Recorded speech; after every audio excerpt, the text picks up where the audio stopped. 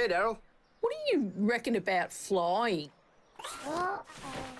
Oi, Tess! Stop bloody bouncing your sister into the coral tree! Bloody caviar. Sorry. What were you saying? I was just talking about flying. Oh, right. Why? Oh, I don't know. I just think it might be really interesting to see the world from that angle. Wait, are you saying you want to fly? Well, maybe. But you're an egg. Yeah, I know, but I could wear a helmet or something. Oi, Tess! Stop putting the bloody decorative pebbles up your nostrils! Look, Daz, I just don't think eggs are meant to fly, mate. Ow! Tess, what did I just say? Oopsie.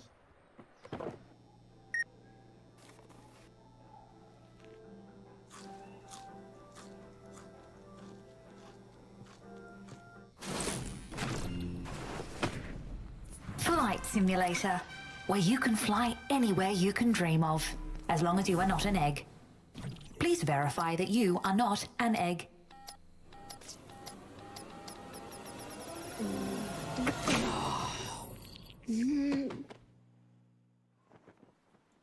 Melanie, do you reckon I can have a go at flying your kite? I don't know, Daryl. Isn't it illegal for eggs to fly or something? Well, yeah, maybe. I don't know, but I wouldn't actually be flying myself. I would just be, holding your Oi, kite, babes. which is- Is this egg bothering you? Because I'll end him if he is. No, sorry, I was just... Oh my god, that's like so romantic. Melanie, your kite. Oh, wow.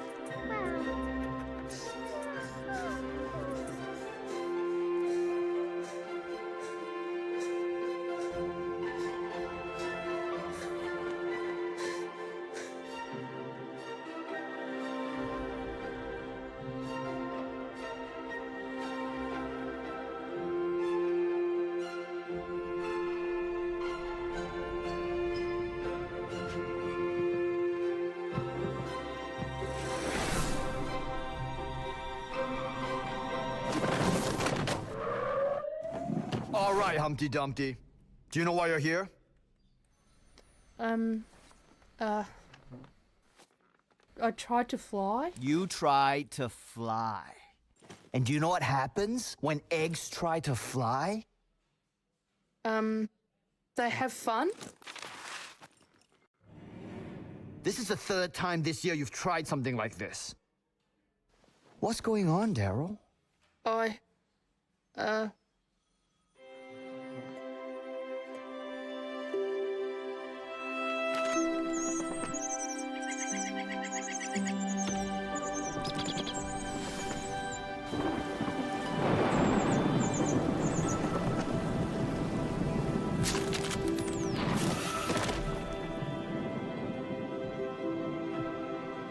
Look, you're a good guy, Daryl. I'm gonna let you off with a warning. But this is the last time, okay? You should really get some help, mate.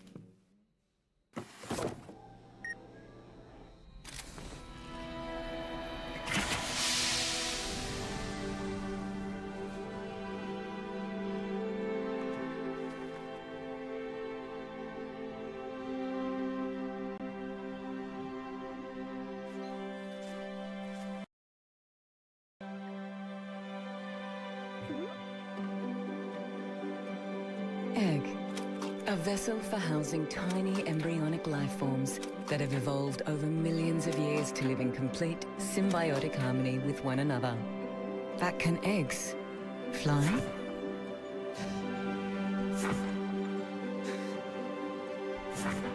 Yes, I think they can.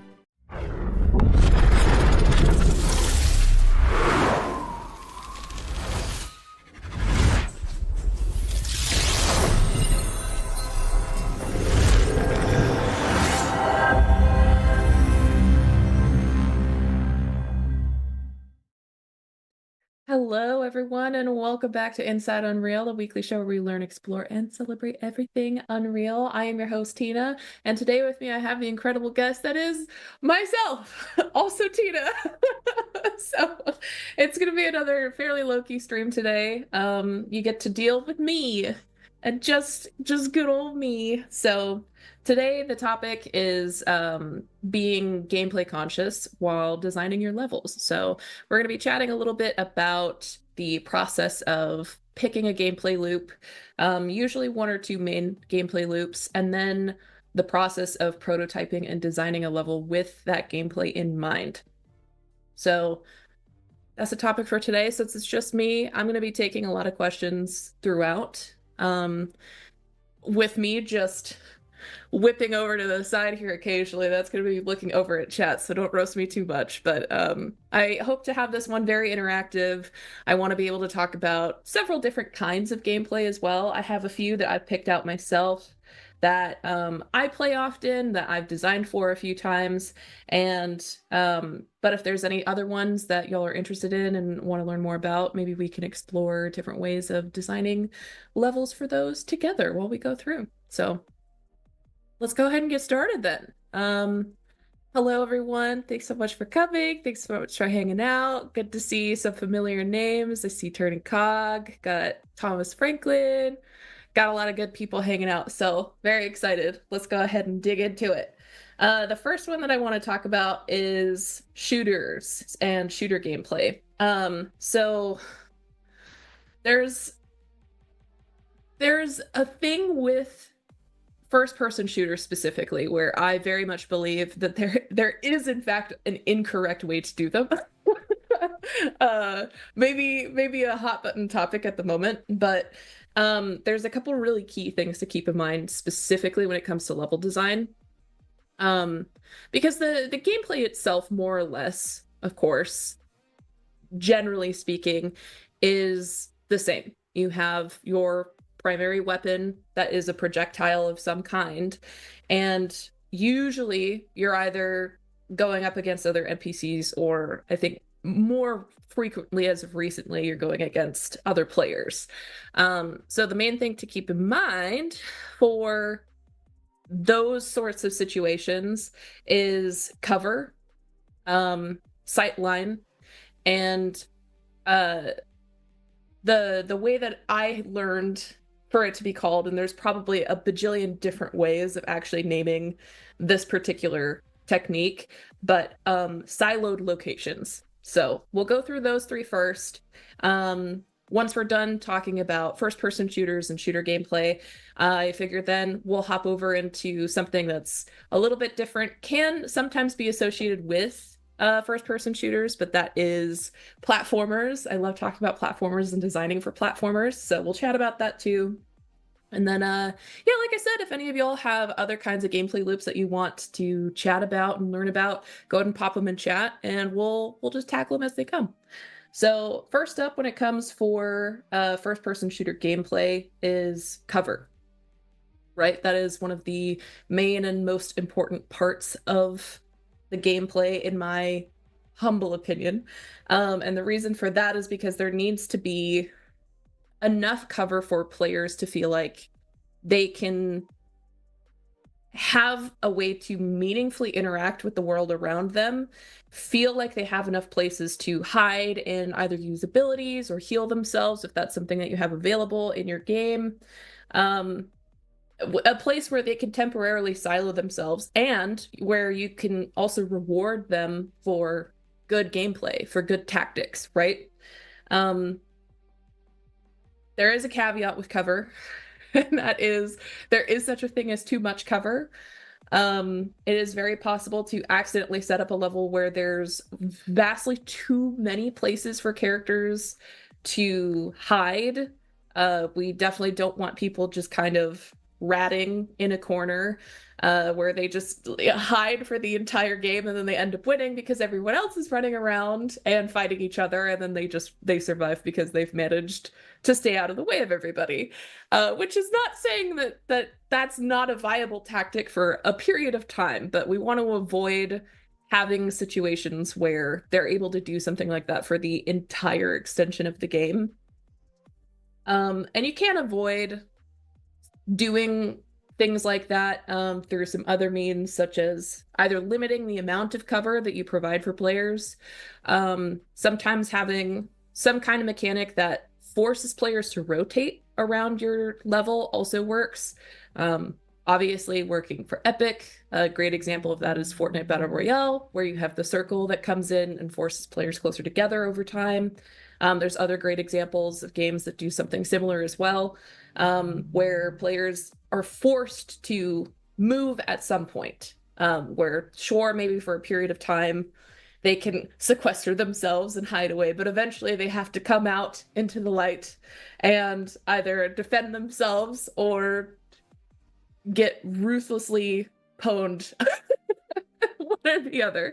So that is when something like siloed locations, like I had mentioned before, is important and comes into play, is making sure that there's several different kind of hotspot locations in your level where players can ultimately fight against each other, have that moment of rest to heal themselves, all those sorts of wonderful good things. So we're going to pop into the engine here in just a second.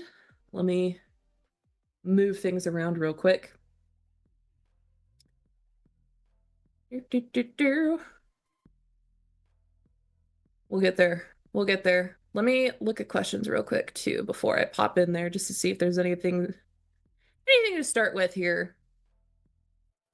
First from Zatlin here, could you please explain for some starters in UE that level art is not level design and how it's different with the playability? Yes, actually, that is a really great question, and I'm glad that you brought that up, even before I hop into the engine here. So level design is specifically thinking about your gameplay and your gameplay loop. Level art is the end goal. That's when everything looks nice and is polished and is pretty, and you can run through, take your time to actually explore the world around you. But the design is the core of this level that actually makes it navigable, making sure that players can walk around, that they have places that makes sense for the game, for the gameplay that they're experiencing, for whatever loop you're hoping to pull them into. That's the key difference between art and design. So today we're specifically talking about design, so we're going to have a lot of gray boxes. And that's intended because we're rapid prototyping here. We're making sure that we're building stuff that feels good for the gameplay that we're imagining. We're not making the actual end-all be-all level art at the moment. So great question there. Let's see, super quick. Thoughts on gameplay conscious level design considering extraction first-person shooter games and their gameplay loops. So those ones are interesting. I feel like they can have the potential to fall into the whole siloed location thing, which I'll explain a little bit further in a moment here with an actual physical example for you to look at. But the whole point with extractions, right, is you can change the location that you extract from, which opens up a lot of possibility for your map. I'm gonna put a pin in this one just for now, just because I think it'll be easier to explain with a visual, but we'll come back to that one because that's a really great question. Everyone talking about the game mechanics and not the map design. So where do I start? That's a great question. You start by practicing, really. If you're not used to making level designs or designing for gameplay, then really the best way to start is to make a plan, either by physically drawing out on graph paper or whatever you have, kind of a bird's eye view of your level, mapping out literal loops, because very seldom do you ever want an experience in your game where your player is stuck in a dead end, especially for this current topic of first-person shooters, you really don't want to have areas where a player can get cornered, because that can feel extremely punishing, especially if someone is new to the game and then they just accidentally stumble upon an alleyway that literally only has one way to get in and out of it. Then they're done for, right? And that feels very punishing to someone who may be new to the experience. And sure, they may learn and then hopefully not do it again, but they're very seldom do you want to have an experience like that where your player has a moment where they feel like, oh, well, this wasn't even my fault. This was just because I don't know the game yet. That's typically considered bad design. But that's a good place to start. Just start with a drawing where you can actually literally physically map out loops where your players can constantly be shifting around and moving. But let's see. How much time, in your opinion, is typically spent in gray boxing a level versus the complete time that is spent on the complete level design? So gray boxing should be fast. Gray boxing should be very, very quick, just so you can get the absolute base, bare bones experience set up so that you can get in the engine, in the game, and play testing immediately. We actually have another episode of Inside Unreal that was specifically about gray boxing. We had on a wonderful guest from our documentation team, Jessica Plowman, as well as our man behind the curtain, Dan, who is also here, still behind the curtain. Hey, Dan, thanks for your help on that one. I really recommend going and checking out that one, because all three of us actually gray boxed levels within half an hour each, just to show different ways that it could be done, how you can actually get in and play test and get something that's serviceable for what you need, even within a shorter time period as half an hour. So gray boxing should not take up very much time at all. There should definitely be, if I had to put like a percentage on it, I would say spend maybe 15% of your time gray boxing, and then spend the rest of that time tweaking your level design and constantly getting in there, play testing over and over until you've found that foundation that feels good, is fun to experience, and is good for your players. All right. I am out of breath and we've just started. Let's do this. Let's do this, y'all. All right. So you can go ahead and share my screen now. Dan, I'm gonna pop over here into the engine.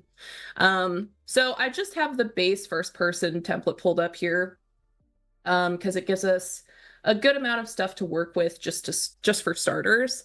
And we're gonna pop in without even changing anything yet, just so that we can kind of run around and get a feel of the template and see what we're starting with, how even base templates will give you a good idea of where to start and how we could expand upon something as simple as this, right?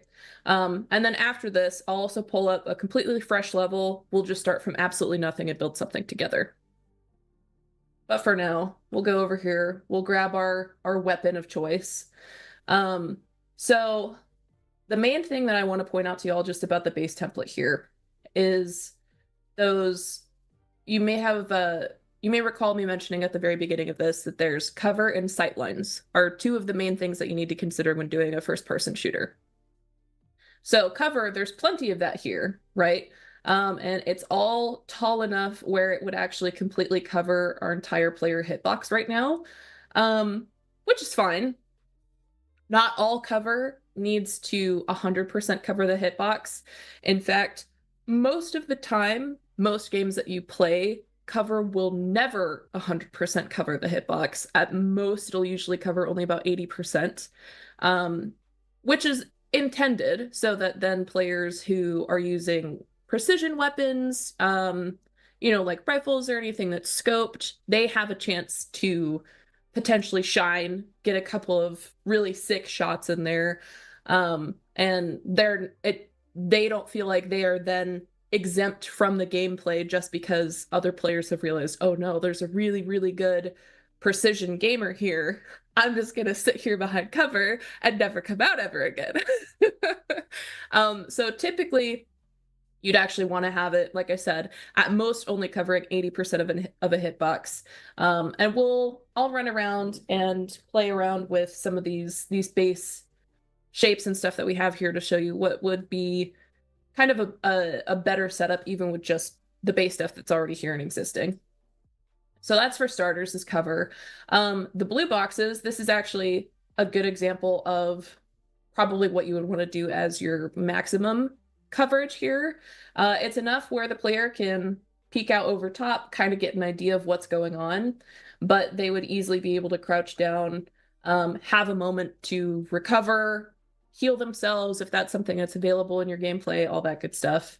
And yeah, then the other thing I want to cover before we get into actually just tearing up this level, which is still beautiful, but one of my favorite things ever is just absolutely destroying the templates.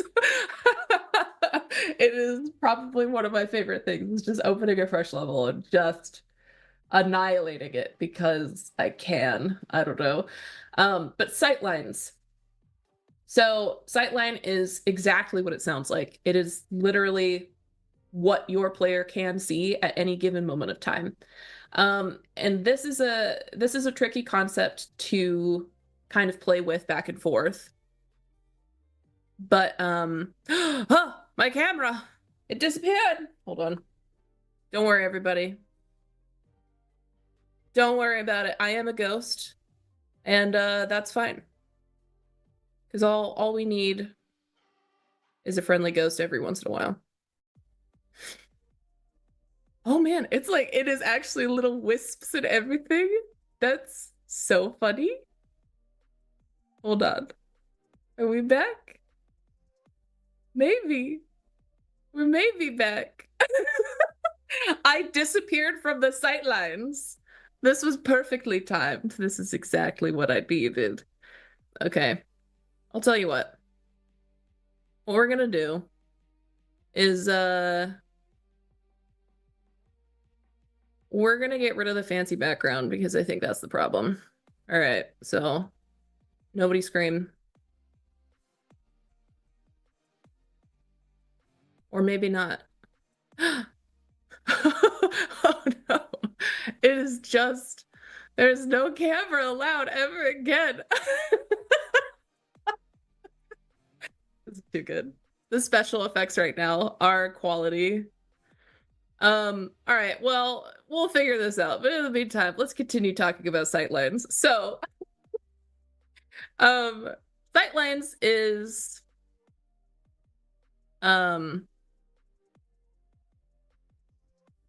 what your player can see at any given moment of time. And there are times where you want to have limited sightline, especially if you're doing some kind of an interior. So we're talking about things like, you know, warehouses or oh, did I get it? We'll see. But we're talking about things like warehouses or any kind of interior example. Offices, I've seen a lot of offices in that as well, where there's hallways, tight corners, smaller rooms. So in those examples, you do specifically want to have limited sightline. And part of that is because of the adrenaline of it, because of the, oh, I think I got it. I think I got it, everybody. Let's see. There we go. We're back. It's Tina is an exercise of theater of the mind. Exactly. Envision it. You're in a warehouse. You're in an office. You're in some kind of interior space. You're walking down a narrow hallway and you can hear that there are other players or enemy NPCs around you, but you cannot see them. And that's great for invoking that sense of adrenaline, that sense of suspense, but it's not great for that high action, like huge amounts of people kind of combat, right? You can definitely have moments of that. Usually that's where you'll find things like open stairwells. I don't know about any of y'all if you've played some first-person shooters, but getting able to get stuck in a stairwell with like 5 other enemies of some kind, and it's just an absolute bloodbath. Like things like that can be really fun, really high impact, really fun for the player. But that's because you specifically have an area where you have a sightline that is only vertical.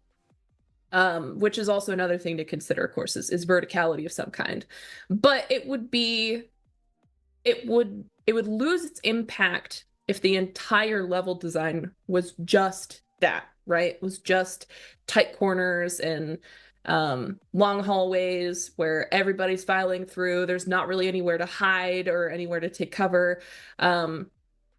It's fun for select moments of time, but you definitely don't want that to be the full experience, right?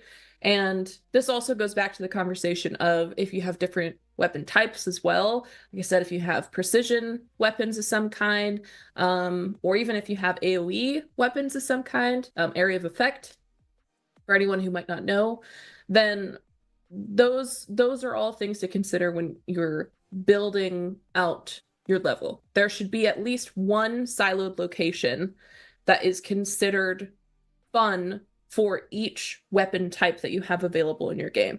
Ideally, it'll be fun for more than that, but you should have at least one location that is considered the spot for this type of weapon. So that's when it comes into the sightline conversation of being able to actually see more of the map. Now, there's a little bit of that in the template here because we have these ramps. Let me go ahead and play again. So it's important to have verticality of some kind, right? So you have areas where players can get up high, see what's going on around the rest of the level, and be able to take a little bit of that bird's eye view. Now the caveat here is very seldom would you want to have cover, or especially high coverage cover, in spots like this, because otherwise you could just have someone go way up high on the map, camp down behind, I don't know, if we had like even just one of these boxes, right? And move this over here. Have this available up here, because then they're now able to just stay up top here forever, which is not fun for anybody, because now they have the best spot on the map and are easily able to take cover from anyone that may be looking at them from below. And now you've made a winning location, which I have mentioned later in my notes, but I'm already kind of jumping around anyway. You want to avoid anything that you would consider a quote-unquote winning spot, where if somebody gets to that location first before anyone else, then they will just automatically win your gameplay loop because they have full visual advantage over everyone. They have cover advantage over everyone. All of those are sorts of things to consider when it comes to things like this. So usually it is good to have locations like this where you can go out and look over, but don't put cover, make it risky for them. Again, you want to have that little bump of adrenaline and suspense where it's high risk, high reward. They may be able to get a good visual of what exactly everyone else is doing on the map, but they could also get blasted easily because of it if they're not sneaky or fast enough. So that's another note there. Try not to put coverage, or at least high coverage. I really hate saying that. It just feels like bad language to me, but it's what I mean. You don't want to have high coverage. Cover. There we go. That's better. In higher up locations here. So anyway, this is a pretty good start, but I'm gonna go ahead and go through here now. We're gonna play around with some of these shapes, add some variance in height, as well as sightline, because for now, if I hadn't have messed up this box's location, let me just nudge it out of the way real quick, which if you didn't know, the blue boxes in the template are nudgeable, which is fun. It's a good time. But the only real cross map sightline you have from ground level is from right here. And then you have upper sightlines, of course, but like I said, all of these are sitting at the same level. So you're getting more or less the same view. And that's boring. So we're gonna change that a little bit. Before I dig into that, let's see if there is any questions that I can hop into and look at real quick here. But in a single player experience, can we be sprinkling in more of these winning locations? That's a great question. Turning Cog from Twitch chat there.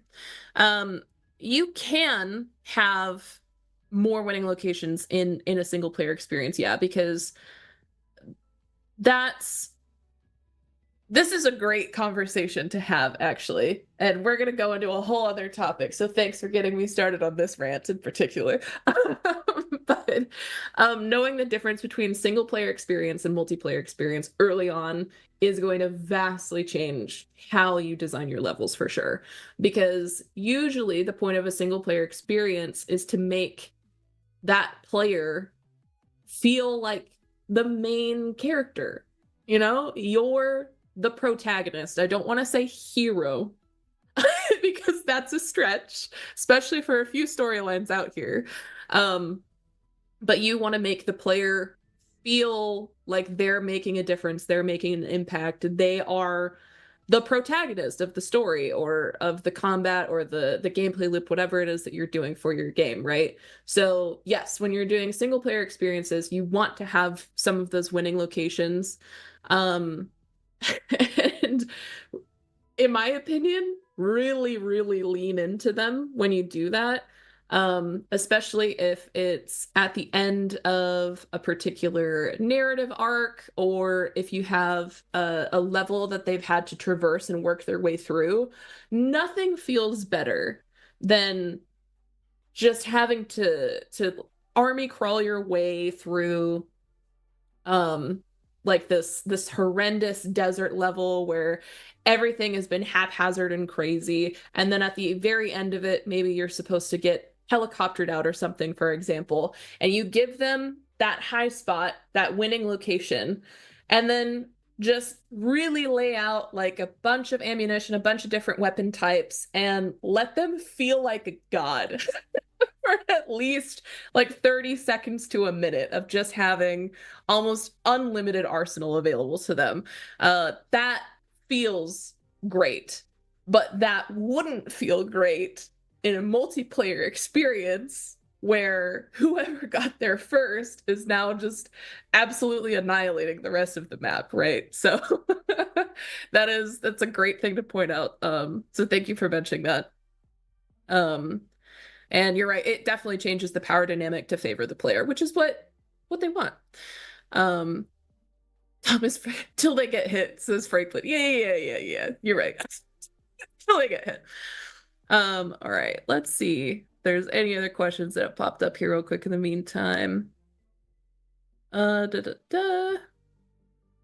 you think the animation or mechanics really affect the game design or the style of the game / the map?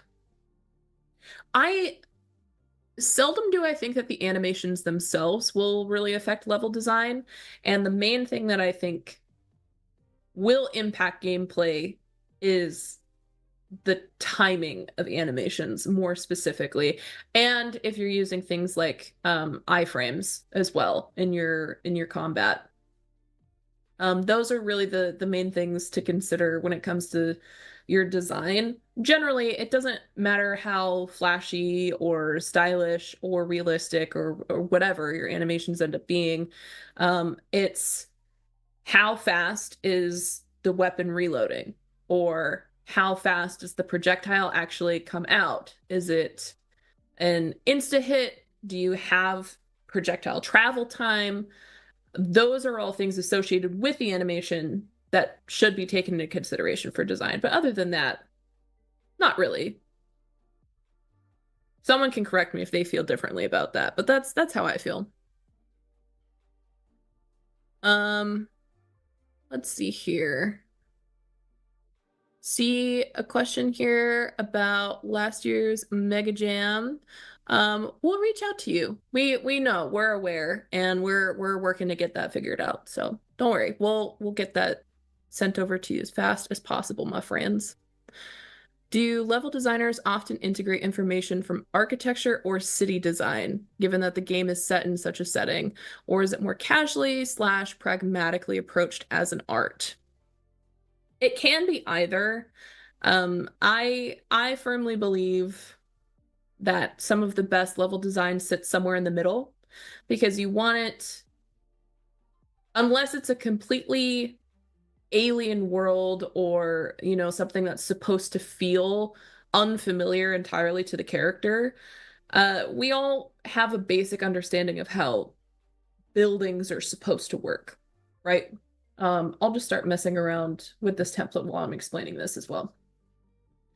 But we all more or less have a basic understanding of where a building is supposed to be, how it's supposed to feel navigating through it. And so it can kind of break your immersion a little bit if you veer too far away from something that is just common for the player to experience in actual day-to-day life. And to avoid that, that's where I think having at least a basic understanding of architecture and how things are supposed to fit together and work can benefit you. Now, I also think having that information can benefit you in the instance of trying to make a more alien or unfamiliar example, like I mentioned earlier as well, because then you know exactly what rules to break to make it feel uncanny or feel like something that a person wouldn't typically get to look at or experience in their day-to-day life. But that being said, I don't know if it's the most fun to just walk around a completely architecturally accurate building either, because of the whole point of looping and making sure that your level is navigable, right? Because like I mentioned before, very seldom do you ever want to have a place where your player is stuck, where they don't have at least one, not one, if they don't have at least two different places where they can come in and out of that section. Dead ends are boring. Dead ends stop flow, they stop movement, and a lot of the time they stop gameplay unless it's very specifically designed to be part of it, which very seldom is it. So make the building and then knock down a wall, or have a broken window and then have something outside, that like scaffolding on the side of the building where they can then start traveling up to the roof or something like that. Being able to blend the knowledge of how something is supposed to work with the knowledge of how to make something fun and interactable for your player is going to ultimately make a better level that's funner for them to navigate and explore as well. If you want a really good, like in my opinion, one of the best examples of something like that is actually 7 Days to Die. It's a little zombie game. I say little, it's not little, it's huge.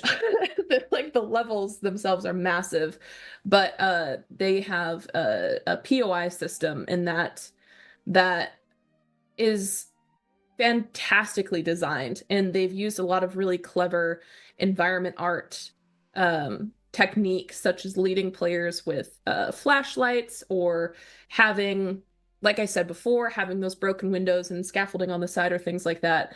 Those are some really great examples of kind of blending both of those concepts together. So if you want some really, really well done examples of that, I recommend checking that out.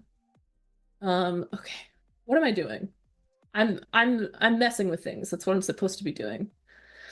All right. Let's go ahead and we'll turn these into some mini stairs here. Speaking of dead ends, what this looked like for just a second there when both of these were up, and then there's just this section here. Those are rough examples here. Like if it was just like this, right? Because then the player is both very covered but very trapped at the same time. So try and keep in mind how these things look from all angles, and what it would be like to get stuck in that particular location or not. All right, so let's come on back over here. Using this one as an example that we just pulled down here, we've now set this up as another high sightline, but it's also given us a little bit of varying cover, which can be very exciting for close combat, running around, making sure that you're in the right spot before somebody can snipe you from all the way across the map or something like that. Going back over to here, ignore the Z fighting. Okay, we're not talking about the Z fighting right now. We have our highest spot on the map here, but again, making sure that there's no cover up top so that it's a good spot to get the view of what's going on, right? But not a great spot to camp out and stay at. We could probably move over one of these boxes onto one of the lower accessible sightline points.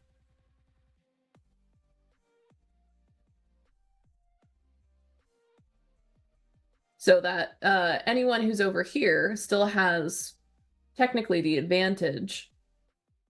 But while they have the height advantage, there's still a way for someone who's at this medium level to still hold their own and potentially fight both enemies that are below them or above them, but without making it a spot where they can just completely camp and stay there and wreck everybody. There's limited cover if anyone came up to the sides or snuck up behind them. Then obviously it would still feel fair. Move all those around. Let's see. Question, can we post links about the GDC lecture about architecture and level design? I'm not sure if we have it set where people can just post links, but we'll look for that and then hopefully post it, because that sounds like it would be a really good one to have. Let's see what other questions we've got here.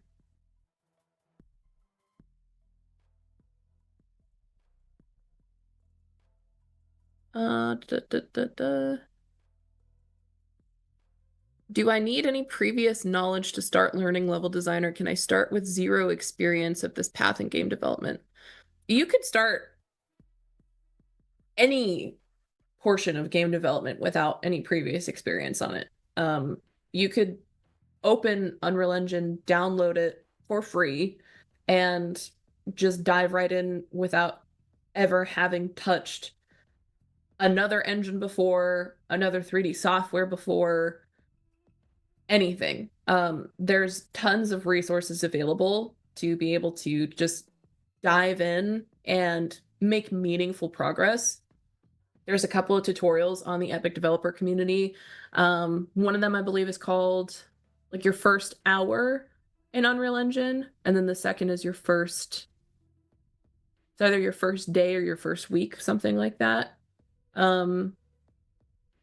In Unreal Engine, and then there's making your first game as well. And those are all fantastic resources in being able to just open the engine and go. Any tips that you get from streams or shows that we do like this, or any of the myriad of GDC or Unreal Fest talks that we release on our YouTube channel here, the point is that there's a lot of different ways to do the same thing in game development, and it be fun in all of those different versions. So take the bits of advice that we give that make sense for you and how you learn and how you build things, and apply them where they make sense. And then just run from there. And then if you come across anything where, if some advice or information that you've been given no longer makes sense for your workflow, then adapt it to your workflow. Unless you're working for a studio where you have an extremely stringent, specific way that you have to do things, because, you know, you have like hundreds of other people who are also working on the same project as you. As long as you're not you're in a situation like that, just experiment. You don't have to have experience in any of this to learn how to do it and figure out what works for you and what feels good for you.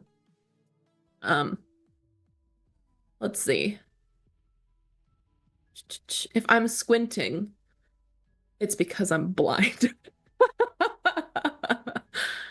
I am an intermediate game artist in Unreal Engine. What I really struggle with is optimization. Will there be a deep dive on optimization for game artists? That's a great suggestion. You know what? I'm gonna write that down, because that's a great topic. We talk about optimization a lot for programmers, a lot.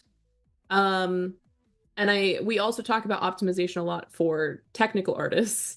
But to be fair, that's because that's like 80% of a technical artist's job. I'm so sorry, my fellow tech artists out there. But that is the majority of what is done.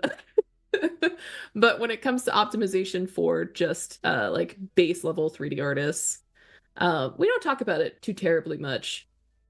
There's definitely some tips and tricks that you could utilize, especially when it comes to things like materials or textures, utilizing UV space, of course.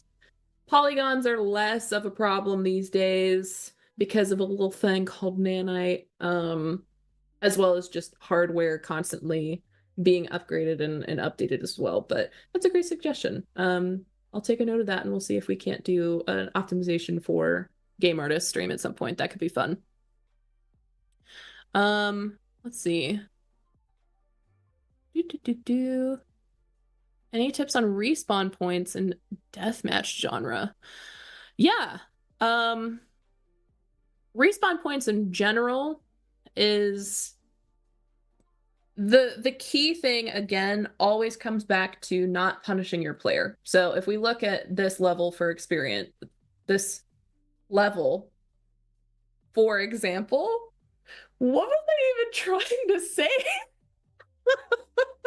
All right. If you heard the last 10 seconds, no, you didn't. It didn't happen. But just looking at this level, for example, here, the absolute worst possible, this is our spawn point here, so I'll just move this.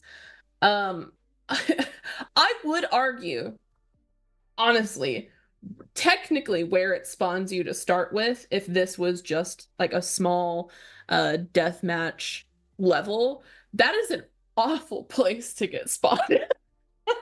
Because you are literally in the most wide open spot available on this map, and anyone who is on these higher locations would be able to just sit there and camp you on respawn repeatedly.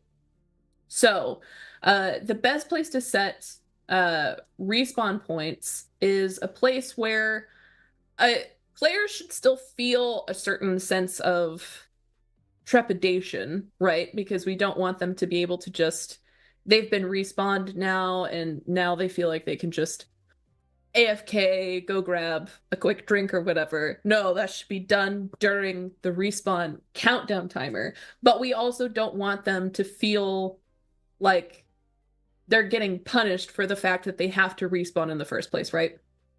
So usually you want to put them in a spot where there's still some level of danger, but they have the opportunity to quickly get to cover or to quickly protect themselves in some way. So I would say in a level like this, if we moved some of these boxes maybe, so that there's a little bit of cover available off in front of them, but not too much cover.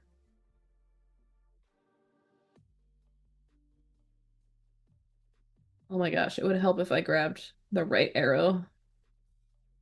We'll get there. Don't worry, everybody.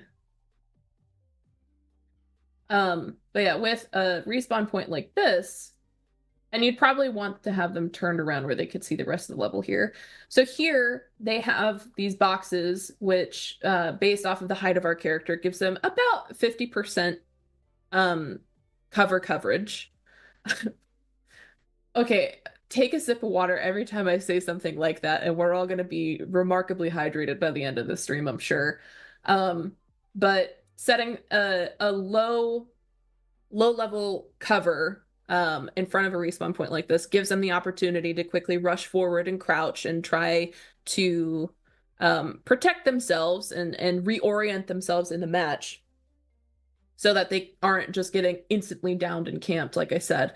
But it also isn't just inherently giving them an advantage by respawning either. So very seldom would you want to respawn someone on high ground, for example. I'm just gonna make the firm statement that I personally believe you should never have a respawn point that is above ground level. I think for starters, they should always be on the ground. But like I said, just have them around some kind of cover so that they can reorient themselves, get themselves into a position that is tactical for them still, where they can easily get reincorporated in the gameplay. But that they're neither being punished or given an advantage. So that will change drastically depending on what your level in particular looks like, as well as what your siloed locations are like. But that's my rant on respawn points. Wow, I really took that question of Rand, didn't I? Hope y'all enjoyed that. This seems like a good follow-up to that. Do we need a barrier shield on spawn point or shield like 20 seconds so it's easy to recover after death? And do you really agree with that or no? So I don't think you have to have a barrier shield on spawn, but I also don't think it's inherently wrong to have something like that, especially if it makes sense in your game and in your world that you've built. It could go either way, right? I don't think that you should necessarily inherently give that. It feels a little bit like it's leaning towards a 20-second invincibility window, which feels very generous, depending on who your demographic is that you're specifically trying to aim your game for. If it's for younger audiences, then yeah, probably actually having something like that that does feel a little bit more forgiving it would probably behoove you to have something like that in there, just because they're probably still adapting to games in the first place.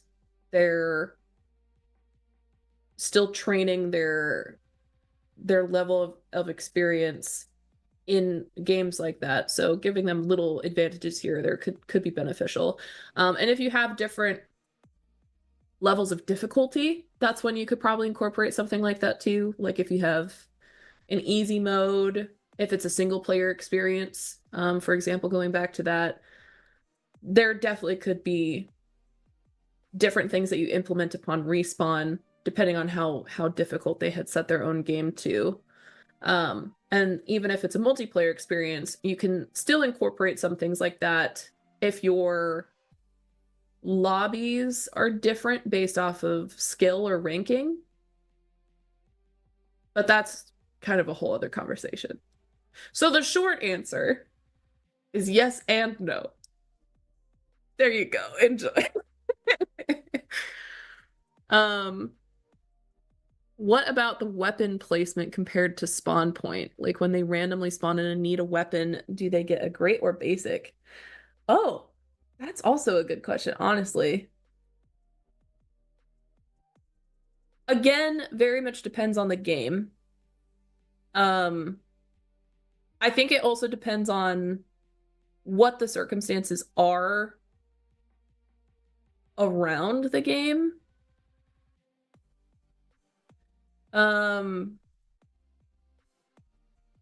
So here, as an example, so I'm not just bumbling randomly for this. If you have a game that goes on for an extended period of time, one that I can think of off the top of my head is like Apex Legends, let's say. Right, those games can go on for quite a while.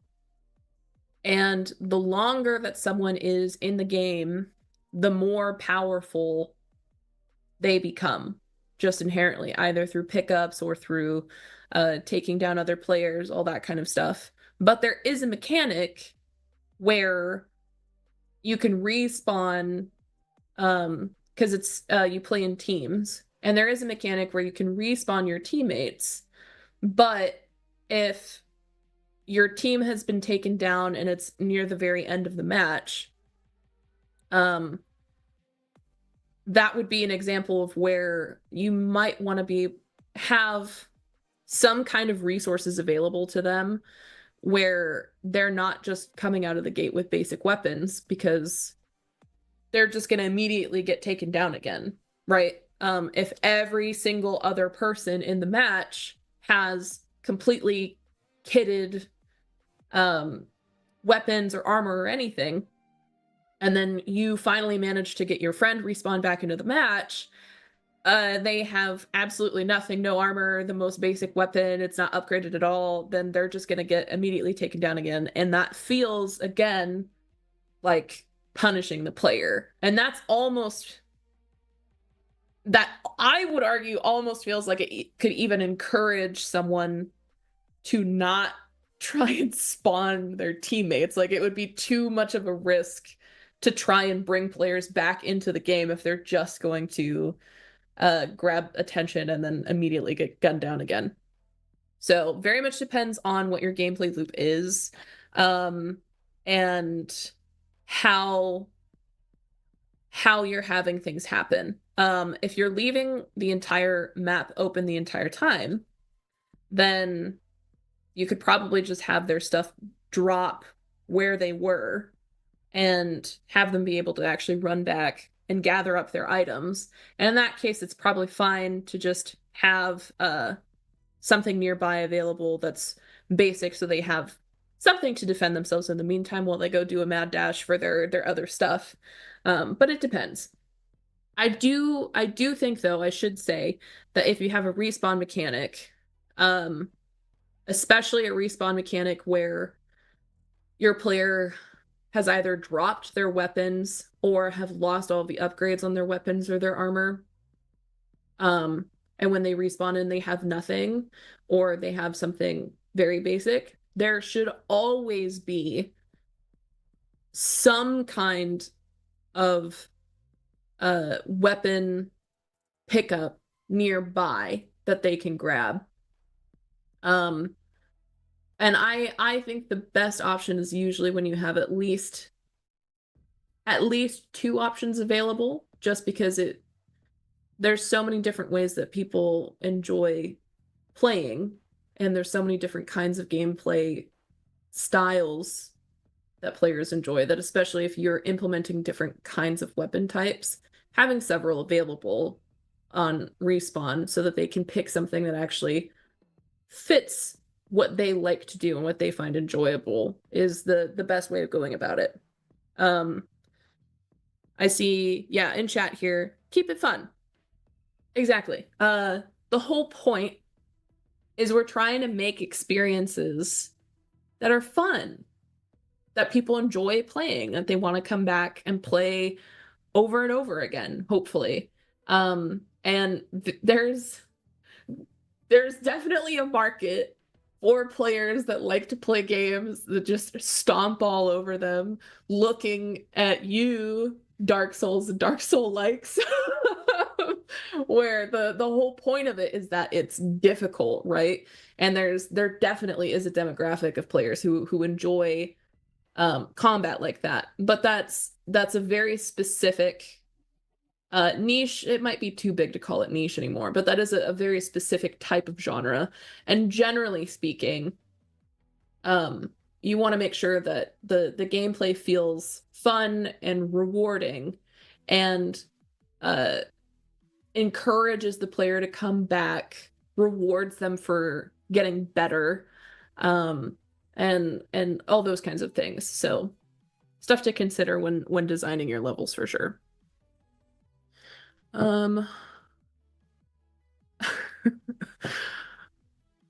Let's see. I'm getting some comments here about the Dark Souls comment. Listen, hard gameplay is there's a time for it for sure. And yeah, there's different ways even for in those games where potentially you can go off to the side and you can grind and really kind of overpower yourself so that the big hard fights are a little bit easier to take on too. So even then, a good example of finding different ways to adapt the gameplay for the player where they might like me, I suck at all games. There is not a single game that I have been able to open and just be good at. I don't know why. I love them to death, but I am so bad at them. So having an option where I can still get the full experience somehow is always appreciated by me. Otherwise, I'd just never be able to progress, and I'd never get to see all of the cool stuff that people do here. All right, let's see.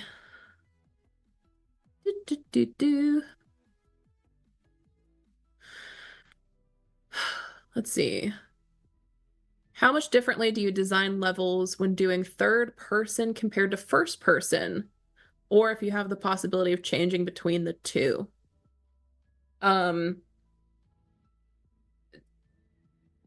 Definitely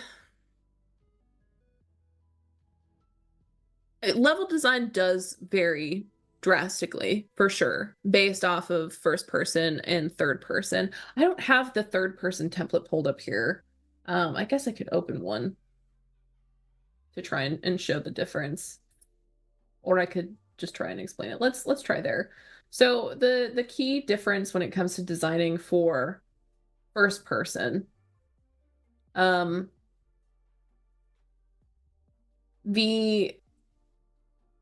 your eyes or the player's eyes is the camera, right? And so you have to adapt the world around you a little bit to make sense based off of the skew and angle and height of your player character. So if you go up to a doorway, for example, like let's say we're using our theater of the mind again here. Let's say that this was a doorway, right? This would look very short.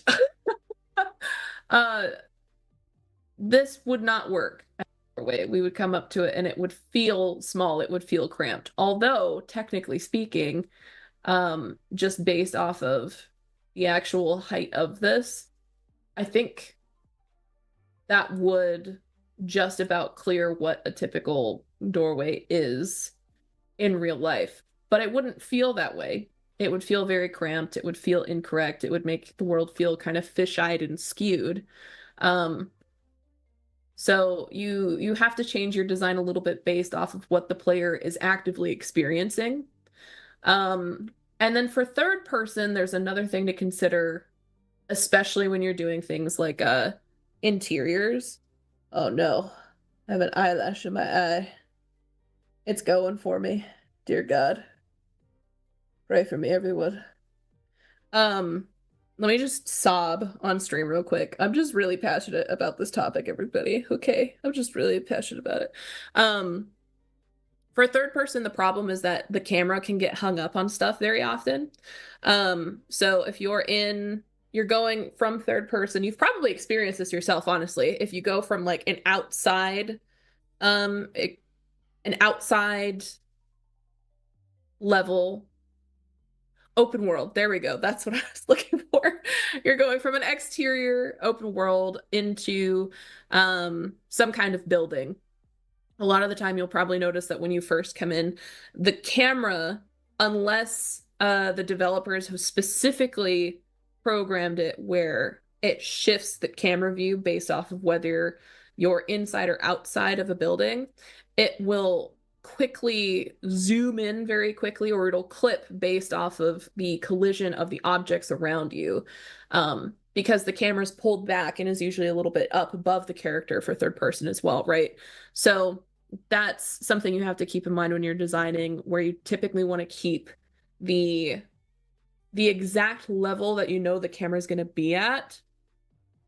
You don't want to heavily clutter that with like picture frames on walls or a bunch of limbs on trees or anything where the camera could accidentally catch onto the collision of that object and then get jerked around all over the place, because that's incredibly disorienting for one. But that'll also go into consideration when going back and forth between first and third person.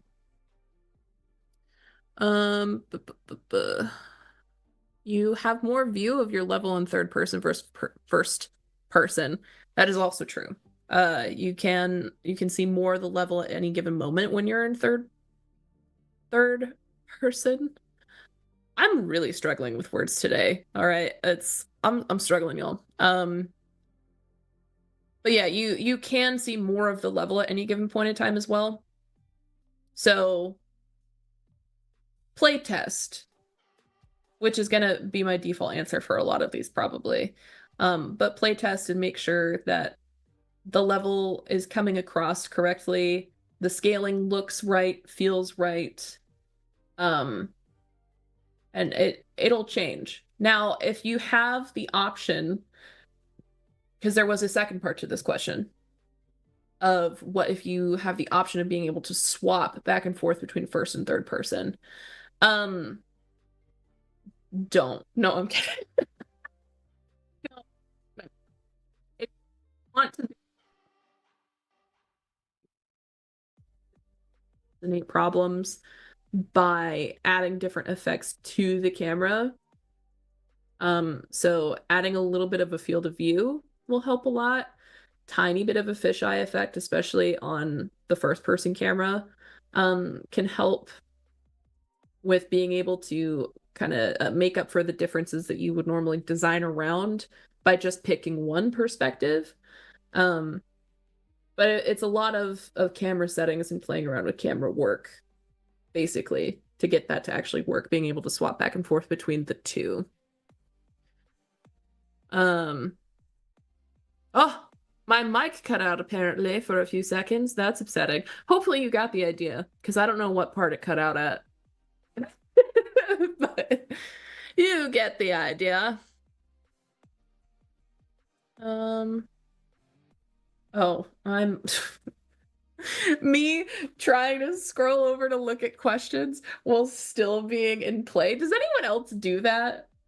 Or then just over in the engine, you're just flying around, looking around like a mad person.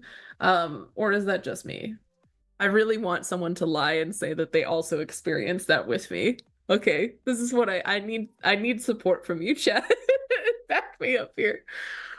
All right, let's see what other questions have come in here.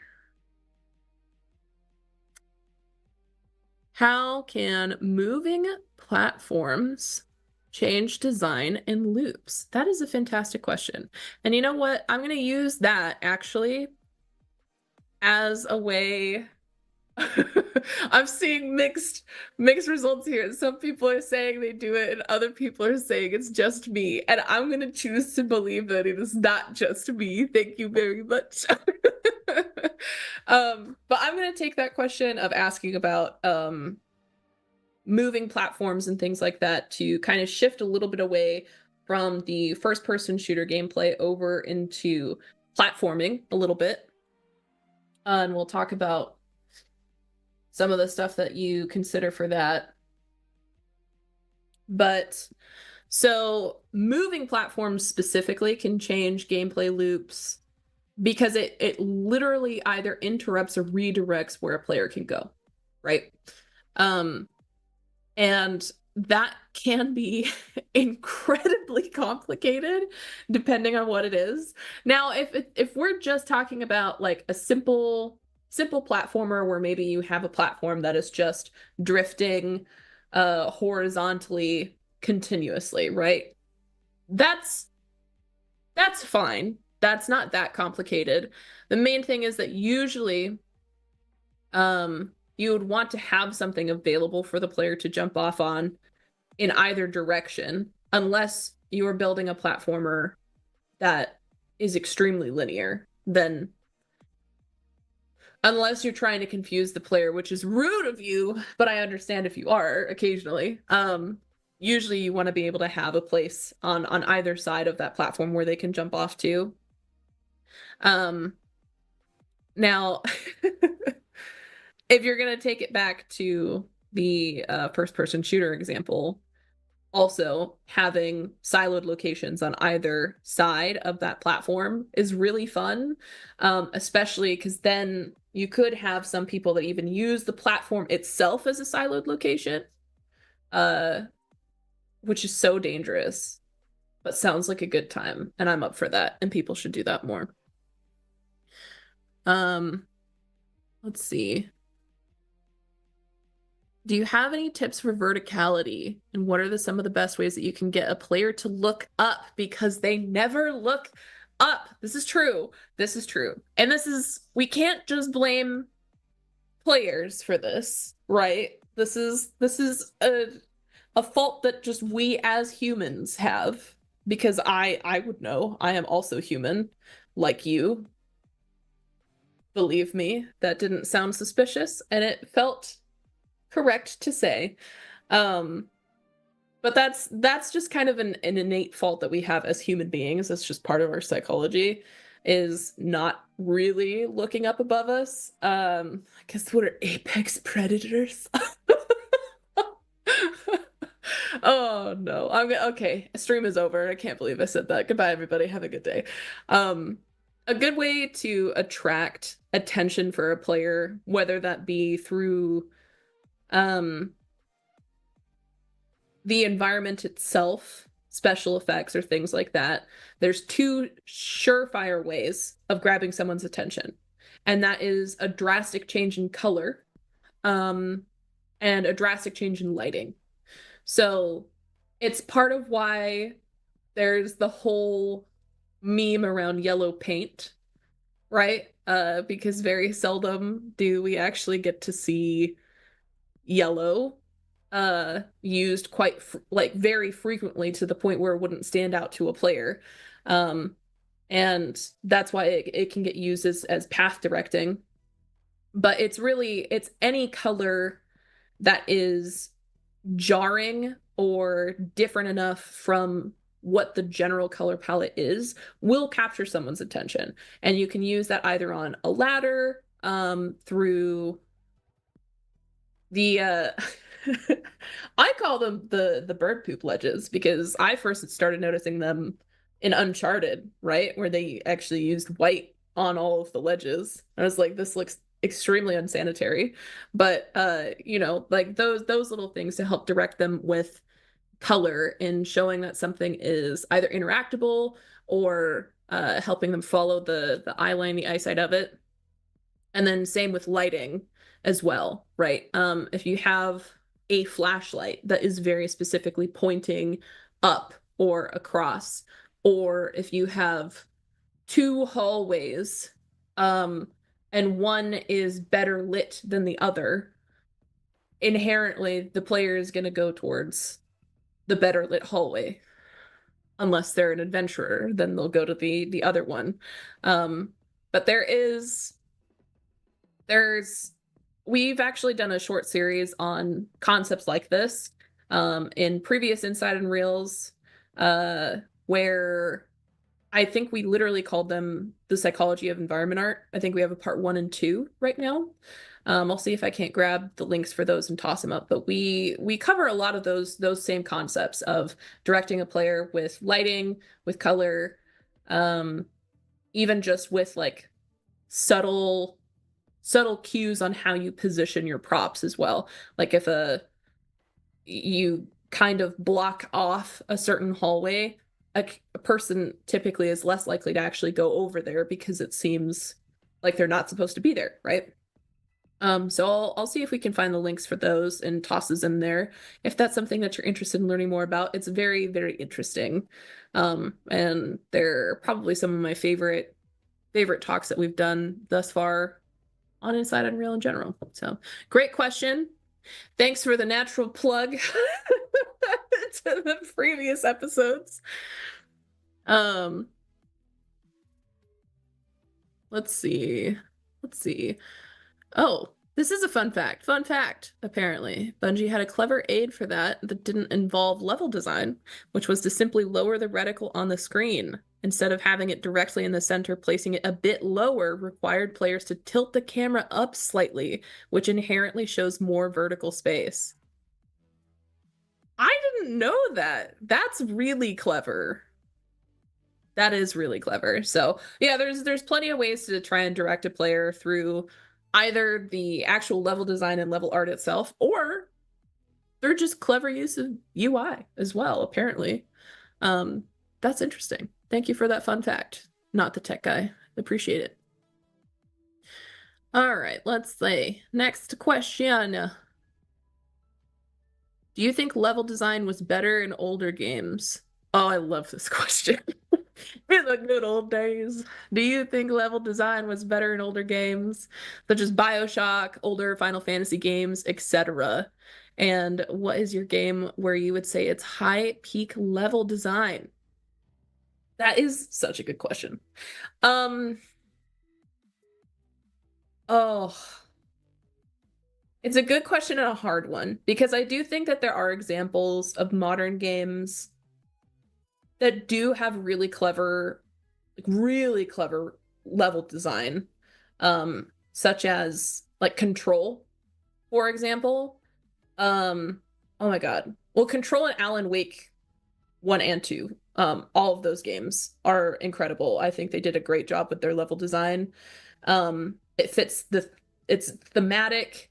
It makes you feel weird. It always kind of puts you on edge a little bit, right? So there's definitely some really great examples of it in modern games. I think probably why most folks think of older games when it comes to really clever level design is because there wasn't as much procedural content, especially when it came to like large buildings or large POIs or things like that, right? Where now we have a lot of things that we can do procedurally, through modular building kits, kit bashing, all that good stuff. And there's pros and cons to that. Obviously, we can build bigger experiences faster, which is great. But I do think that it's possible to sometimes lose out on some of that really, really fun and innate, clever level design that you see in a lot of older games because they just didn't have those tools available to them, right? And I think that can be interjected back into modern games, especially when developers really take the time to go in and manipulate and tweak anything that was procedurally generated to make sure that it still works, it still flows, it still feels good. But I think that could be why it feels a little different than how it did in maybe like the early 2000s or 2010s. As for the second question, what is your game where you would say it's high peak level design. Oh my God. This is so hard. I would also love everyone's opinion on this question as well. Like, what are games that you've played? And it doesn't have to be an older game. Just what is a game that you personally feel like you played and you were blown away by how interesting and fun the level design was? I'm really interested to see what y'all's thoughts are on that. I personally absolutely adore Dragon Age Origins, and it is extremely ironic that I'm saying that because I was really adamant for like the first whole hour of this about how you shouldn't have dead ends or places where it's not easy for the player to loop around and make it back to the main path. And that is literally all that Dragon Age Origins was dead ends. But hear me. The main path, like the intended path, it was great. It was really great. Very, very interesting level design. Sections of where the world was, uh, it would only become visible after you follow the main path, and it would completely change the landscape around it. Incredible. Still to this day, Dragon Age Origins is probably my all-time favorite game ever, but follow the main critical path of the game. The level design is incredible. The second you go off of it to go explore and see if you can't find something else, all you're gonna run into is invisible walls and dead ends everywhere. But you know what? That's part of its charm, okay? Let's see. What were some of y'all's examples? Someone said Skyrim. I do agree, actually. I think especially some of the like dungeons and underground areas of Skyrim were actually really, really well designed. Especially like the bigger dungeons. They did a really good job of being able to follow that loop that I was mentioning. There's very seldom anywhere in Skyrim where you're stuck in a dead end forever.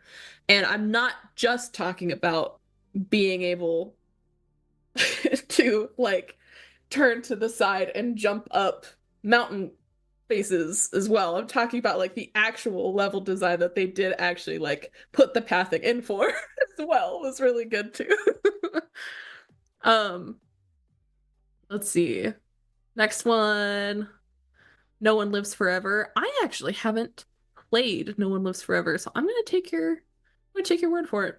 I have to check it out and see what I think of their level design there. Hellblade 1. Oh, the intro was insane.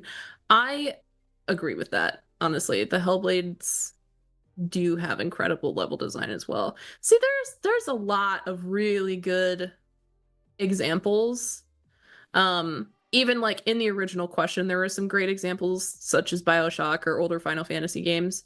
And I think it's good to go back and play some of those older games to see how developers went about designing a loop that feels good and that doesn't trap the player before they had some of the modern tools that we have now. So you can take those same concepts and then apply them to the game that you're currently making with the addition of these crazy incredible tools that we have now, like PCG and Nanite and landscape, all of that, world partition, being able to then apply all those same concepts with those tools. Insane. I cannot stress how excited I am to see what kinds of games are created in the next, like, I don't know, even just the next decade. I feel like it's going to be insane. We're going to see such crazy stuff. I know I'm just sitting here in the engine, but now it's because I'm just chatting and we're we're answering questions, and this is good. This feels educational, which I personally enjoy. But if y'all ever just want me to just hop back in the engine, just yell at me and I will. But let's see. I know there's a couple other questions real quick before we get back to it. How do you make a group of players playing a co-op not stay together all the time and separate sometimes? That's a great question as well. I'm apparently just going to say that every single question is a great question, but that's because they are, because y'all rock and have great questions. So this one I would actually also love some input from the rest of y'all who are watching, what you think. But sometimes there's just certain mechanics that you can do that specifically require players to split up. Anything for like opening a locked door, for example. Let's say, here we go. I'll pop in the engine here because having a visual example will be helpful for something like this. So let's say theater of the mind, everybody. we're back into it. Let's say the main box here, this is a door. Okay, just trust me, hear me out. That's not a box, it's a door, okay? And not only is it a door, but it's a locked door. Okay, we're all on the same page. You with me? You got me? Then let's say the only way to open it, you have wires going off from this locked door that go over to buttons on separate sides of the level. And if you really want them to get super separated, you could even have it where you have, and again, you'll usually want some kind of indicator that will literally show them kind of the expectation that they are to split up. So I'm using the example of wires, because if they see, well, okay, we have a co-op group of 3 players, and this locked door has 3 huge wires, chunky wires coming off of it, especially if they're different colors too, if we're getting back into color theory here. That's a great way of showing like, okay, we need to assign ourselves one person to each wire to get through this obstacle together. And then you could have people go to literally separate parts of the level entirely to find either buttons, switches, whatever it may be, that all of them have to either just interact with once and then it's over with, or have them all interact with it at the same time within a couple second window. I would say, again, just to make it feel not tedious for the players to try and get through. But when they're split off, you can then even go as far as having other obstacles or enemies or something pop up in the meantime in between them all that forces them to have that momentary single player experience, or for a co-op experience, I think even the best thing, right, is have a big bad or some kind of danger or threat show up around the player that had to go the furthest away from the rest of the group, so that they're then like screaming in their headset that they need help right now and their friends have to book it all the way across the map to go and help them, to kind of help get that experience of oh my god, we're all working together and we have times where we split up, but we also need to be aware of our companions and what they're doing. Those are all kind of fun. There's Main Start gave a great example as well of like the 3-lane MOBA map. It's simple, but it's effective because you're literally forcing players off into separate paths while still with the understanding that they're working together, right? So that's a good way, is literally just physically separating them and making it as clear as possible through either lanes, colors, some kind of pathing that obviously shows that they have to split off for at least a little while. But there's trying to think of another good example. Like you've got also games kind of like Vermintide is another co-op game where for the most part it definitely behooves you to have players stick around together. especially to fight off, like hordes of enemies or stuff like that. But then having periods of time where maybe 3 separate enemies have spawned at once, they're all working on a crazy spell that's just gonna wipe the whole map, and players have to split up to go deal with them at the same time, stuff like that. So there's several different ways to get players to separate out from each other, but you have to, I think the key thing there is being very clear in your indication and intention in your gameplay that it is expected that they are to split up occasionally, because otherwise they probably won't, because we want to stick with our buds, and I don't blame them. Any suggestions on too many items, like weapons compared to gameplay area in multiplayer, and what's a good measure for this aspect? Oh, I think that depends on what the weapons are and how powerful they are, because you don't want to have too many like very high power weapons that'll like one shot people. You don't want to have a ton of those, obviously, unless you're giving everybody weapons that have the ability to one shot. Then I mean, that's just a different kind of gameplay altogether. But my suggestion on too many items is playtest, basically. Here we go. I told you that it would be my cop-out answer, and it is. But it's play test it, get it in front of as many different types of players and gamers as possible, and see what feels good to them. Because they'll let you know. They'll let you know if it feels like they're overpowered, or it's too easy to become overpowered, or if they're just getting overwhelmed with choice as well. They'll let you know. So I think that's probably the surefire way of dealing with too many items, is narrow it down to the amount that you think feels good to start with, and then release it to the wild and see what your players say when they actually get their hands on it and get to play around with it. All right.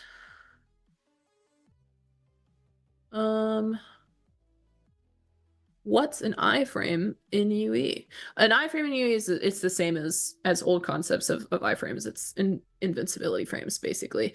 Either it's usually at the beginning or end of an animation. And man, there's some discourse you can get in around iframes. I'll tell you that much.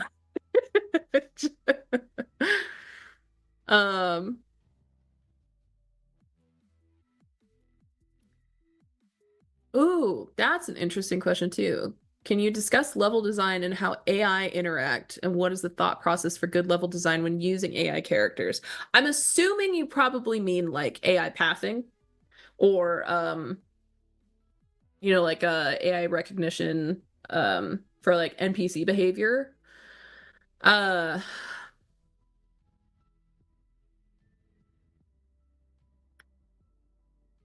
Before I even say anything further on this topic, I should mention that if you want what is my personal opinion for the very best example of an adaptive AI enemy in a game ever, is Alien Isolation. By the end of that game, that AI understands how you specifically play so well, that it is like actually genuinely upsetting. So if you want just an immediate example to play and experience and see what is an extremely good blend between AI pathing and just AI understanding of an NPC and level design, it is Alien Isolation. I recommend just playing it so you can actually like experience it for yourself, feel what that's like, and kind of understand how that works for its gameplay. And I think that would ultimately just be way more powerful than even anything I can say right here. So that's my recommendation. Question here, does Unreal have a Discord? I already know about Unreal Slackers. Is there any other one? No, the main Discord for Unreal is Unreal Slackers, aka Unreal Source. It's been changed to. That's still the best place to interact with other devs, see what's up, at least in the Discord space. And then, of course, also come hang out at the EDC, Epic Developer Community, where you can meet like-minded devs, come hang out in the forums, get answers to questions, all kinds of good things.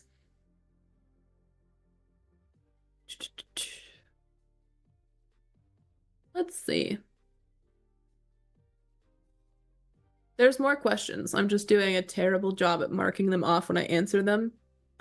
So I'm trying to find the ones that I haven't answered yet. I'm sorry, give me a second. What are some games that have changed the way you think about level design? Dead Space, for one, is a masterpiece, in my personal opinion. The first one, very specifically. Is there a link to the EDC? Yes, I will get it for you right now. But yeah, I think Dead Space was one of the first games that really made me stop and think about how the world around me was, how I needed to be mindful of where I was at any given point of time, be cognizant of what's in front of me, what's behind me, remember the areas that I had been in previous. And to me, that was completely experience altering, right? Because not only did you have to focus on where you currently were and what the obstacles and situation was of the room that you were currently in, but really a lot of the time you had to remember at least pieces of every single other main POI that you had to go through and experience as well, because more than likely you would have to go back through them at some point. And if you remembered that experience, then you were set, right?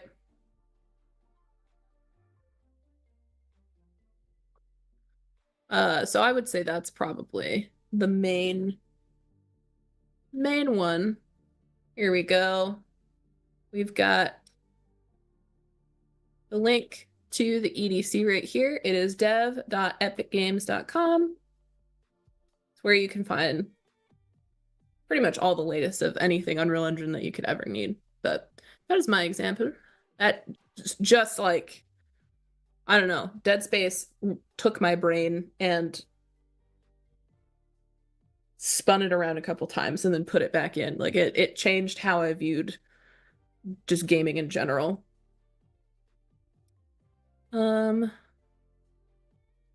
What do we do first? The gameplay, such as mechanics and the gameplay itself, or the level? Oh no, you asked the forbidden question. But now I have to answer it.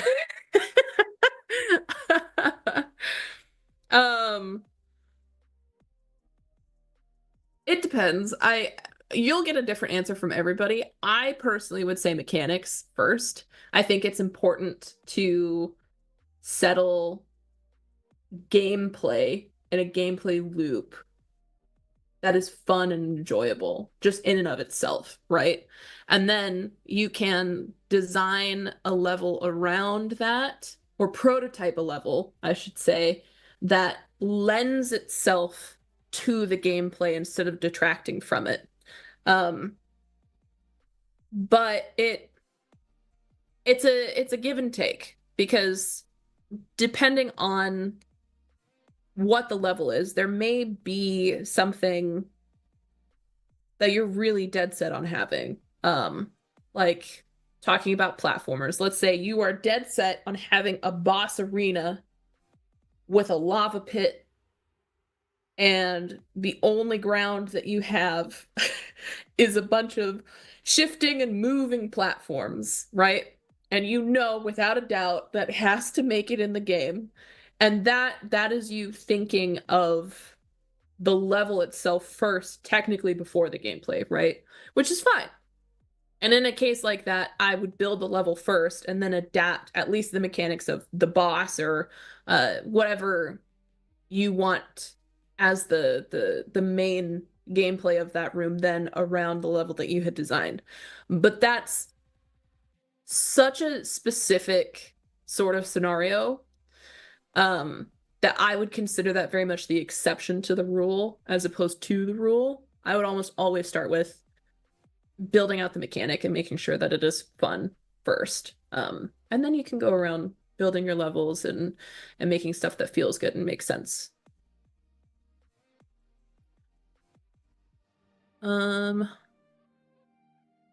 Let's see.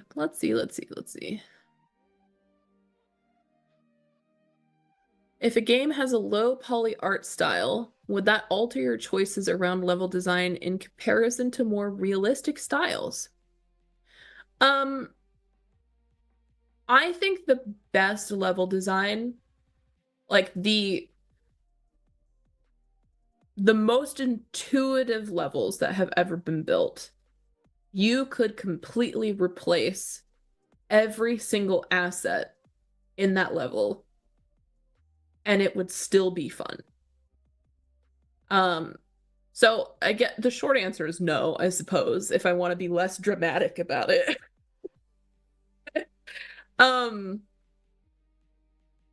What makes a good level is the concepts that are used in the design of it, right? Very seldom does it have anything to do with the actual art or art style. It has to do with the concepts that have been applied to it and if it works for the gameplay, like we've been saying, right? Because otherwise, yeah, you could right click, swap the asset with whatever other, like get a whole other kit from the marketplace or something and completely swap out all the assets with a completely new style. And it should still be fun. It should still play the same and feel the same and be more or less the same experience. And especially because most designing is done during prototyping and before there's actual art added anyway. So, I mean, if you're having fun running around a level that's all gray and blue boxes, then you're definitely going to have fun by the time you put your actual art into the game. Yeah, that's how I feel about that. Let's see.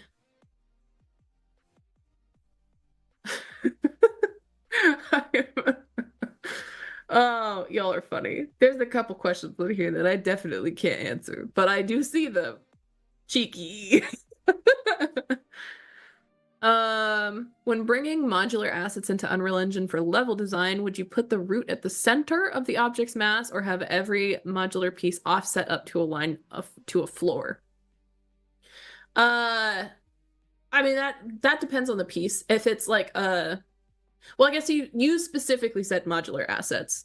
So for modular assets, I would almost always have the root shifted to like a corner, or at least an edge, if nothing else, so that yeah, you can grid snap, just because it makes your life so much easier that way. And it not only does it make it easier, but it speeds up your workflow, right? Because then you can just set your grid snapping here to whatever you want it to be. Usually what I do is I'll set the grid size to the snapping size to 10, and I'll make sure that all of my modular pieces are set to a size that is divisible by 10, right? So that it's easy to get them to actually snap together. And then you don't have to think about if things are intersecting or if you're going to have weird Z fighting.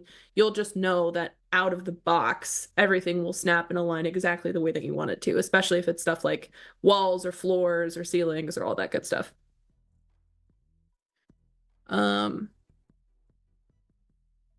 Let's see here. From Twitch, we've got, how exactly do you start a level? With a camera position or with a landscape or getting an idea? What is most efficient from your experience?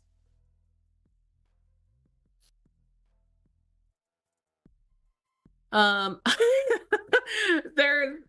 another answer in chat to that question that I'm just gonna completely agree with, which is with a level design document, and I completely agree. The most efficient place to start for sure is just with a level design document, because then you don't have to, you're not just opening the engine and kind of throwing spaghetti at the wall and seeing what sticks, right? You have a plan, you have an idea of what exactly it is that you're going forward with. What is that? A level design document is I mean, it's what it is. It's what it says, what its title is. There we go. That's how English works. It is a master document that's usually shared among the whole team. And it will break down exactly what the gameplay mechanic is. It'll break down how many level instances you typically want. It'll break down POIs. That is the document to reference that has the baseline information that you and the rest of your team would need to know and reference to make whatever game it is that you had already previously decided upon, right? It's that document that nobody looks at. Untrue. They do. I look at them. Depends on the studio, I suppose. That's dang, that got me. That was funny. Oh yeah, POI is point of interest. Sorry. I'm really bad with, I will just throw out acronyms and fully expect people to just know what I'm saying. So I apologize if I do that a few times. If you catch me doing that and you're not sure what I'm talking about, just say so in chat and I'd be happy to explain. Yeah, POI is point of interest. It's usually a specific location that is memorable on its own, especially on a map, like a larger map. Learn the slang exactly. Get on our same level of jargon. No, if you have like a huge map, you'll usually have smaller points of interest or POIs, which are it's just tiny sections of the level that are specifically designed to kind of be like little capsule experiences that are enjoyable and could feel like a level in and of itself, but it's smaller, more condensed, and just helps to make up as like a small piece of the greater whole. So that's a POI. Oh, let's see.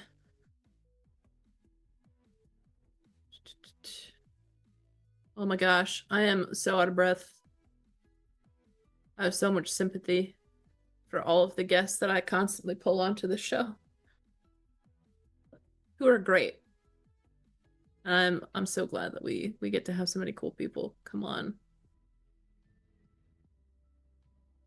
Do you have some input for VR level design? I mean, working within a fully 3D environment where 2D cards and other tricks don't exactly work.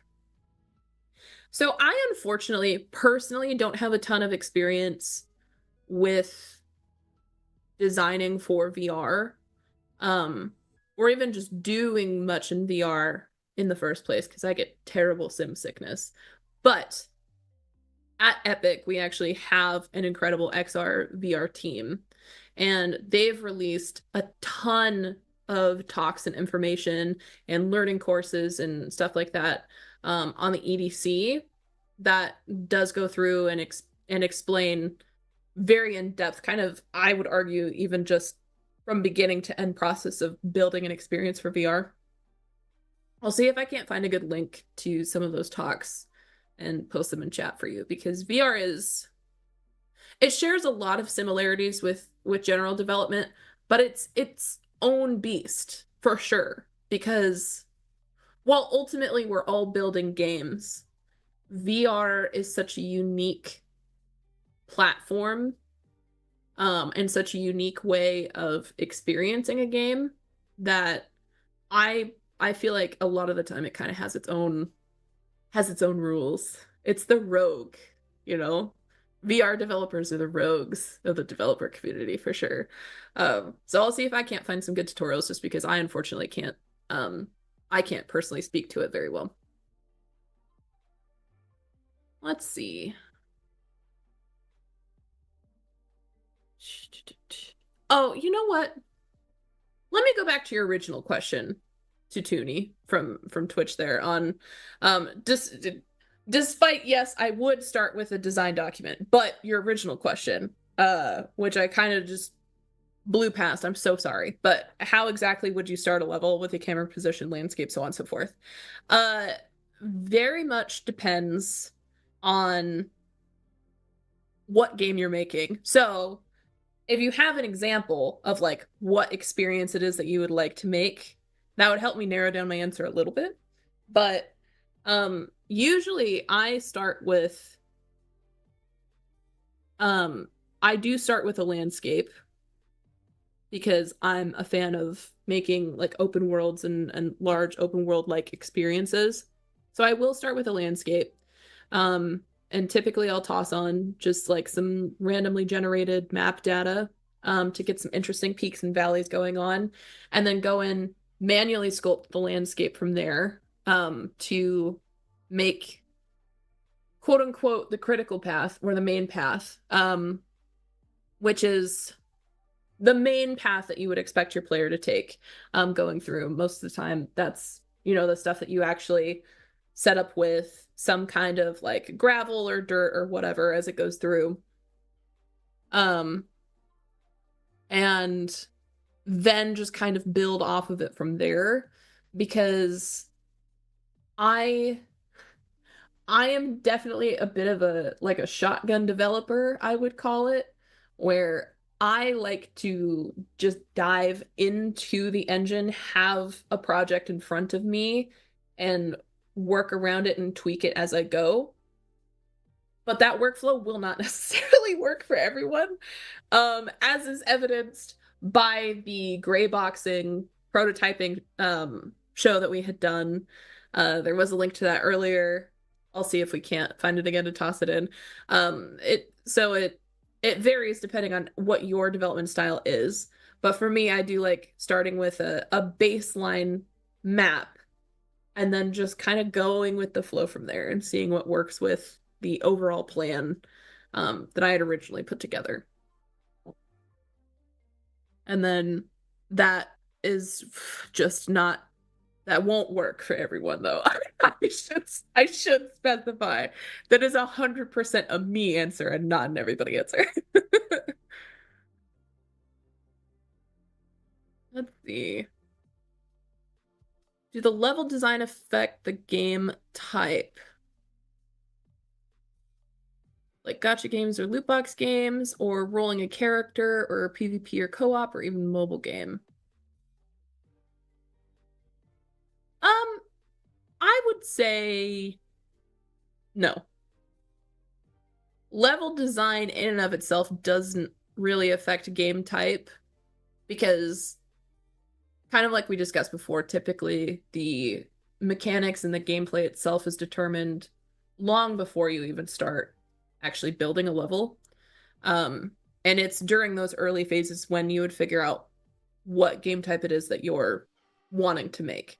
So the level design typically is further enough in the pipeline that it shouldn't necessarily affect any of that pre-planning unless you intend for it to.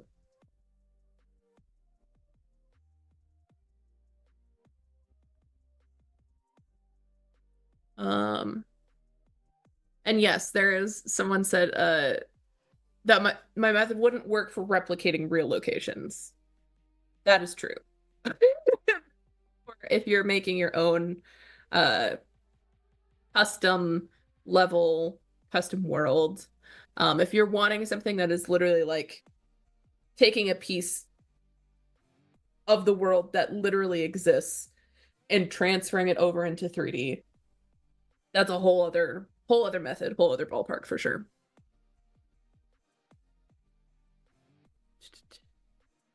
How do you approach making an island map level? For me personally, I think the best islands involve a lot of verticality, if that makes sense. Just because unless you've made a gigantic island, which at some point it's not technically an island anymore if it expands over enough space. And now I'm actually curious what that is. Like, how large does a landmass have to be for it to no longer be considered an island?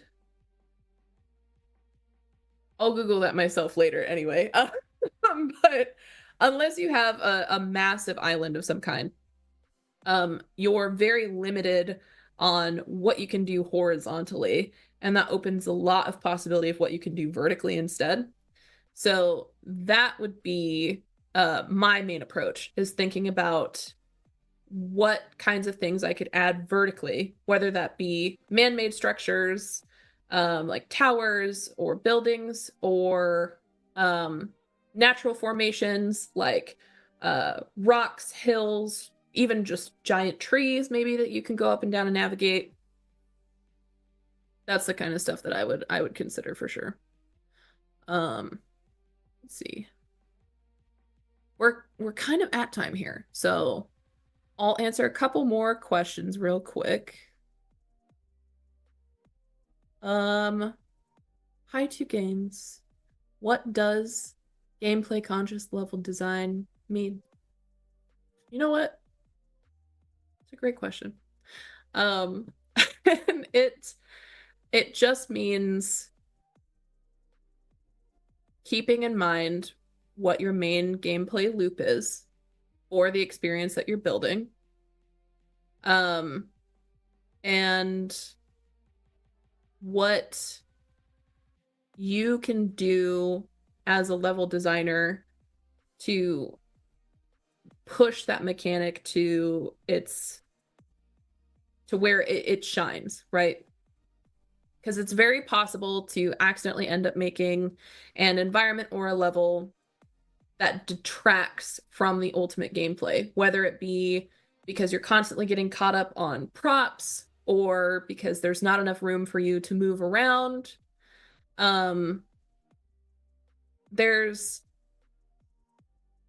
a lot of examples, and you've probably even experienced them yourself through a couple of games that you've played before, where the level kind of feels like it's almost working against you or it's in your way instead of aiding in the experience and making it feel better, where it feels like an overall cohesive and immersive experience for you as the player. And that's what I mean by gameplay conscious level design. Making sure that you're playtesting often, that you're getting in there, that you're experiencing the level itself so that it's fun. You're not getting frustrated, you're not getting removed from the moment because of small inconsistencies or inconveniences that could have been avoided just through slightly better design, right? All right. And then I think last question that I'll answer before we wrap it up for today. Well, there's a quick one. Of do I answer questions off stream? And yes, I do.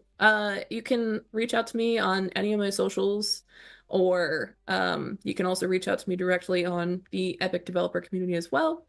And I try to answer questions as I can when I get the time to get to them. But always feel free to shoot me a message. I'm happy to help whenever I have the time. But the last question from here that I'll answer for today is designing for gameplay rather than realism. And yeah, we can just cut back to me. I don't think I'm going to be doing too much else in the template here, as I haven't been for a while. I just went rambling. But designing for gameplay versus realism.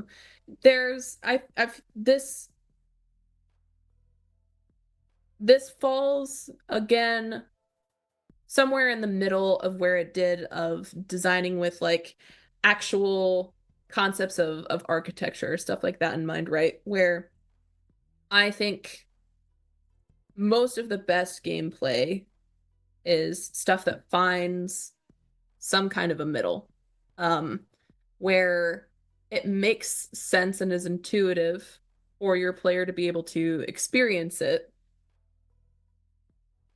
But it's still a fun, unique thing that they wouldn't be able to fully replicate in a different project or a different game.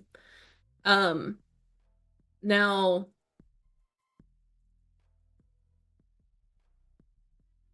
realism versus gameplay.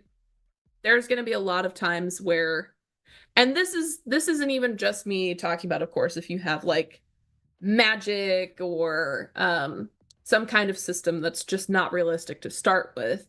But even if you have a game that is supposed to be set in like modern day setting with actual things that you would find in the actual world if you walked outside right now, right? Unless you're just straight up making a life simulator, which I mean can be fun, of course. But unless that's literally what you're doing, there's always going to be inherently something that's just there to be fun.